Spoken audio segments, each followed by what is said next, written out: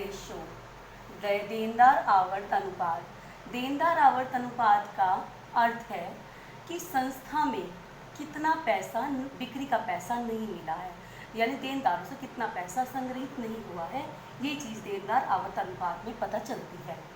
इसका सूत्र है आपका डेब्टर टर्नओवर रेशो बराबर नेट क्रेडिट सेल्स, यानी कि कुल उधार बिक्री बटे एवरेज रिसीवेबल, यानी कुल एवरेज यानी कि औसत प्राप्य। अब नेट क्रेडिट सेल्स बराबर टोटल सेल यानी कि कुल बिक्री माइनस कैश सेल्स का मतलब नगद बिक्री। अगर हम कुल बिक्री में से नगद बिक्री घटा दें तो हमारा नेट क्रेडिट सेल यानी उधार बिक्री निकल कर आ जाएगी। रिसेबल का मतलब प्राप्य यानी प्राप्त होना है। प्राप्य में आते हैं आपकी डेब्टर प्लस बीआर। डेब्टर और बीआर ही आपके प्राप्य होते हैं।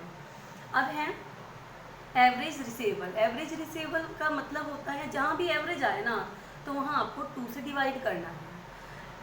इन क्वेश्चन में opening debtor plus BR plus closing debtor plus BR बटे 2, ये इसका एवरेज रिसेबल का फॉर्मूला है।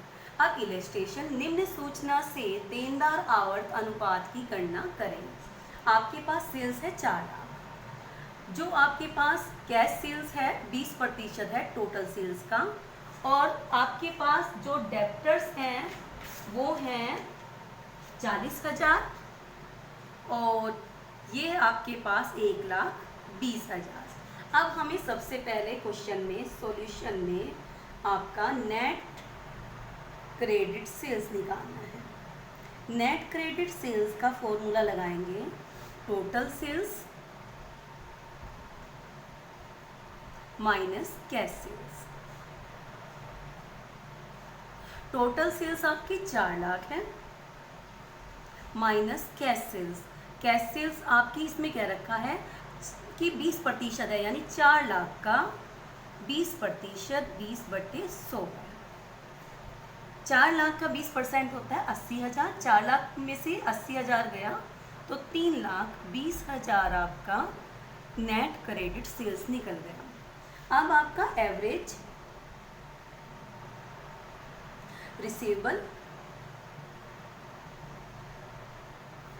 Receivable opening debtors plus closing debtors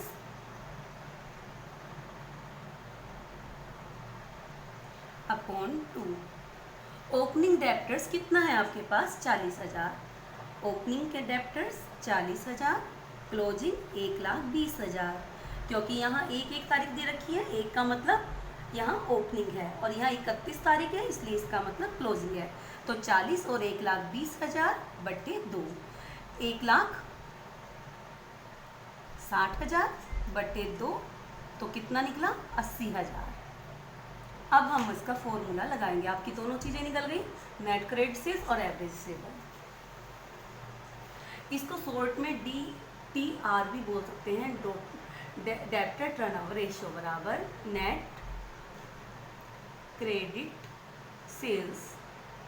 इन फॉर्मूलों को बिल्कुल याद कर लेना क्योंकि ये आपके एग्ज़ाम में आते हैं, फॉर्मूले भी आ जाते हैं 2-2 नंबर में, तो इनको आपको याद करना है। रिसीवेबल नेट क्रेडिट सेल्स आपके पास 3,20,000 बटे 80,000,